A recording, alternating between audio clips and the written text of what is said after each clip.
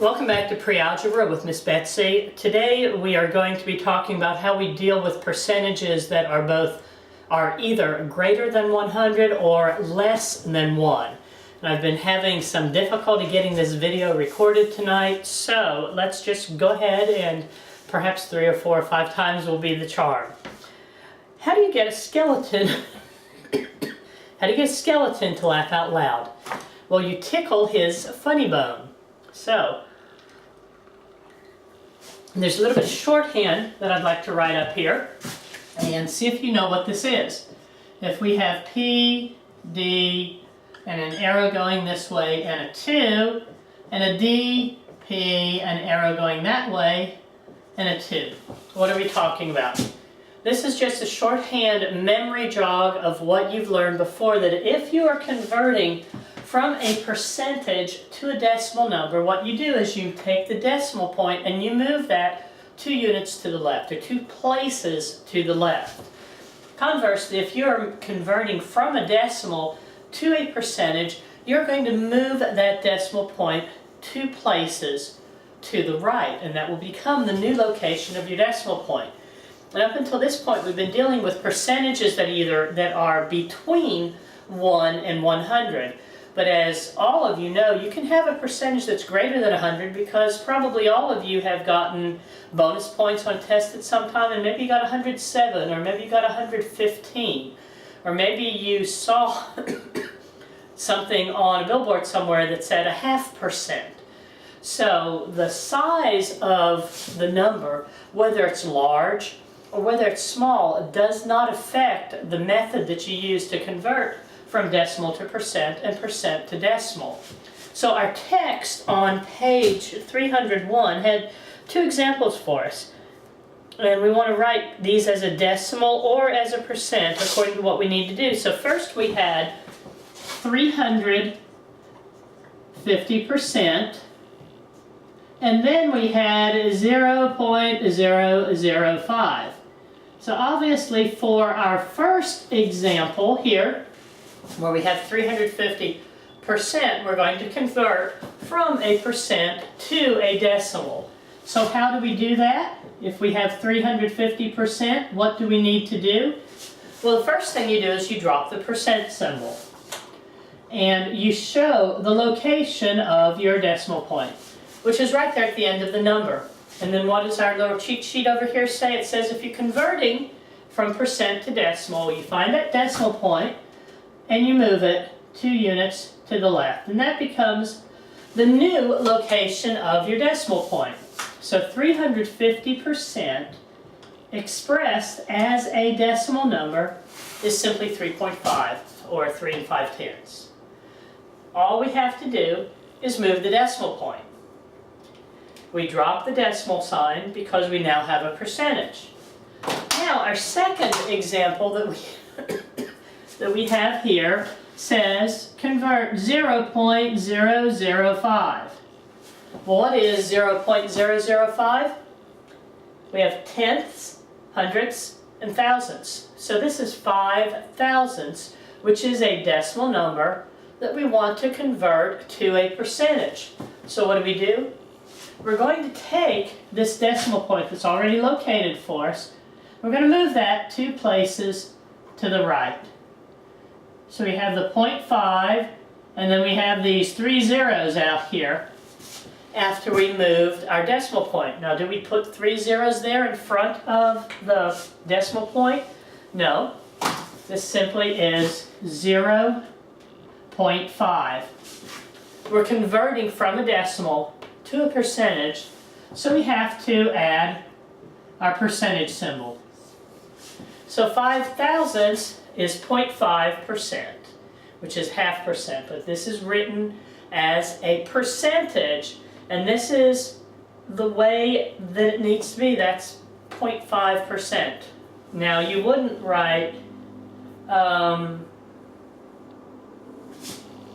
if I could rewind my tongue right then, I wouldn't say that. We're just going to say that this is correct because we want a decimal percentage here.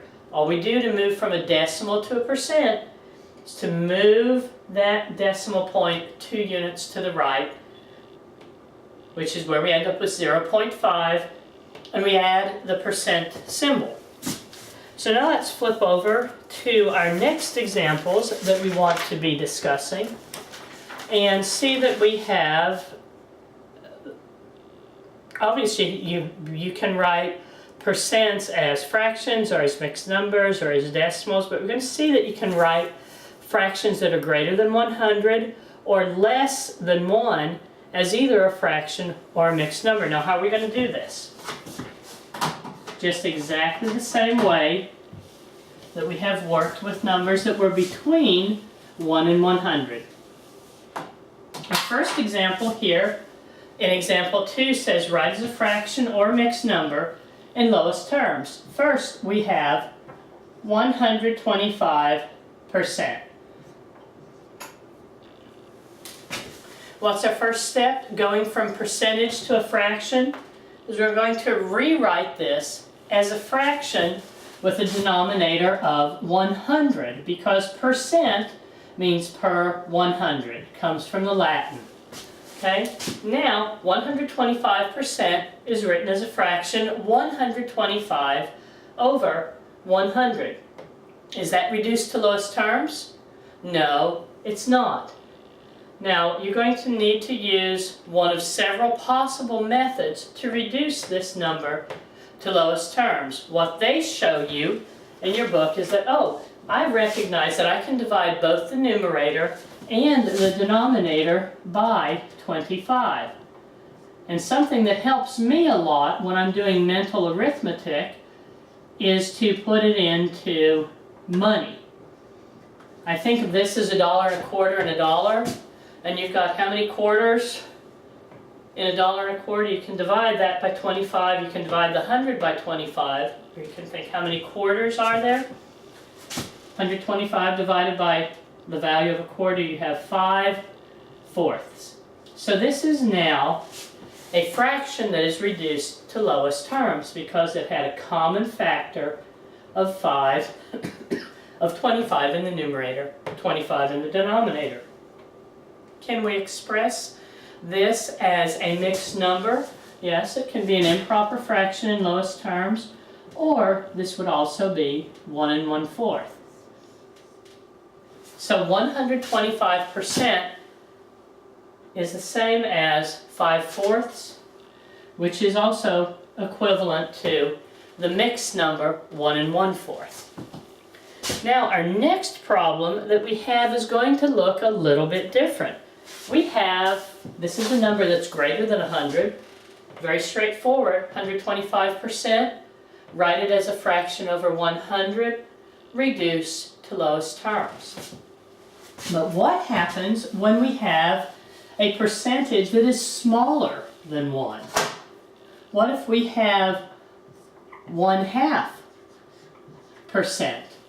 And we're being asked to express this as a fraction, as a fraction in lowest terms. And you say, well, we've already got a fraction here. Yes, there's a fraction, but it's a percentage. We want to get rid of this percentage. And what is the methodology that you use to convert from a percentage to a fraction? You write whatever that percent is. And then instead of writing your percent symbol, you write that number as a fraction over 100. And you look at that and you think, I'm just not real sure about that because that doesn't look like a fraction to you. This is a legitimate expression. It's called a complex fraction, but you don't need to know that right now. But you can, by the time you get into Algebra 1, you can say, oh, hey, I remember you said a year ago that this is a complex fraction. But what you do need to know is that the division bar there, that fraction bar, means division. So this, you can think of this as 1/2 divided by 100. Okay? We've got a fraction divided by a whole number, but you can write that as a fraction, 100 over 1, can't you? How do you divide fractions? In order to divide fractions, you multiply by the reciprocal of the divisor. So what you have here are the steps that take you from the conversion process where you have 1/2% is the same as the fraction 1/200. So this is the same methodology that you use to convert from percentage to fraction. Simply write that percent value, whatever it is, as a fraction over 100. Sometimes you're going to have to invert and multiply, but that's how you end up with your percentage form of a fractional, this is how you end up with your fractional form of this percentage that is a number smaller than 100. All right, let's see what we have next.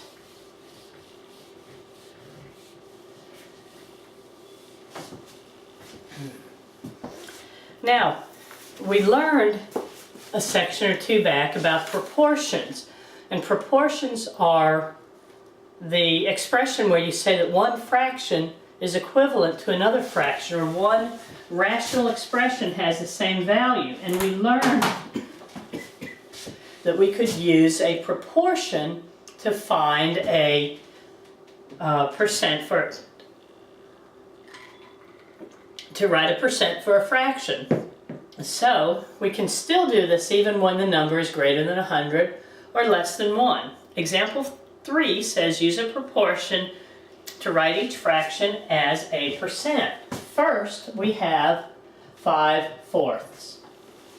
And we already know that's 125% because we just solved the problem. But how can we work that out? Using a proportion. Using a proportion, we say that this fraction has to be equivalent to something over 100. What percent, x over 100, what number over 100 is 5/4 equivalent to? Going to cross multiply.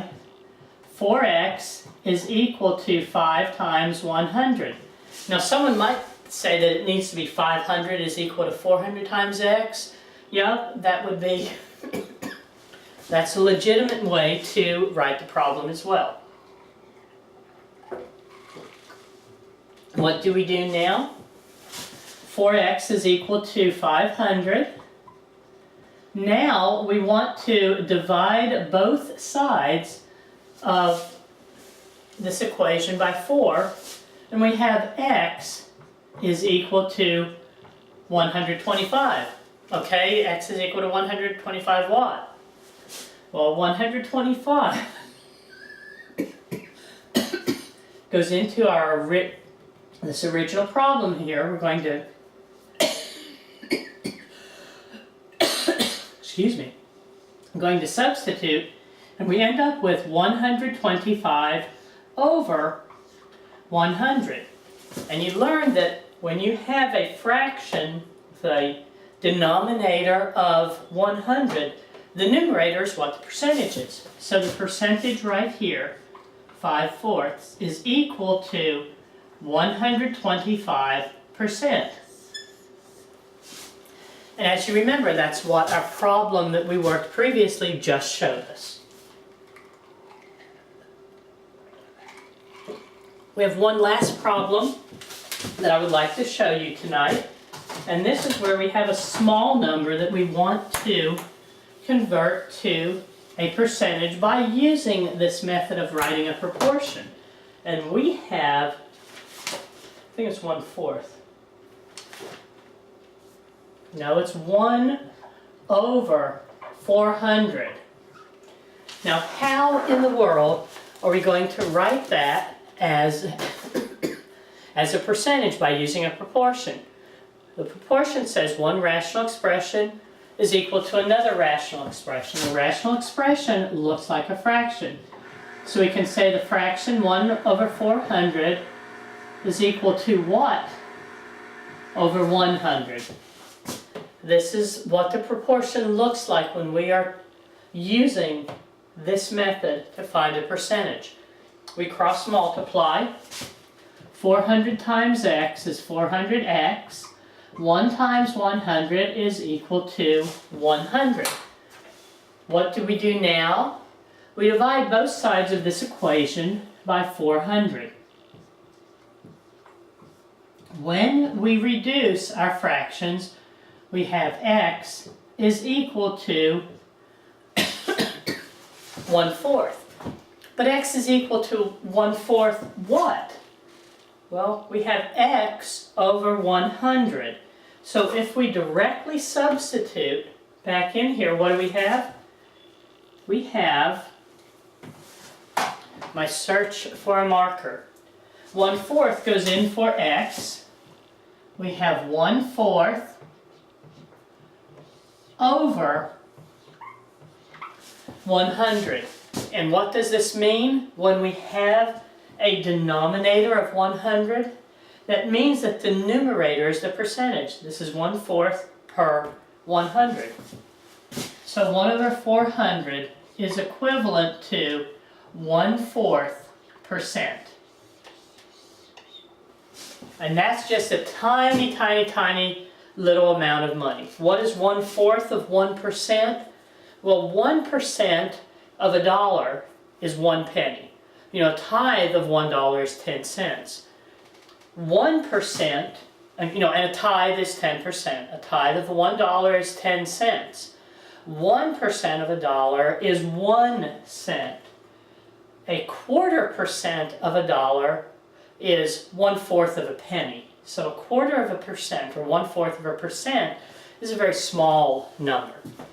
So go ahead and keep working on those. If you get stuck, send me a text, send me an email. It takes longer to get an answer that way, but send me a text and I'll be happy to help you out. I'll see you next time.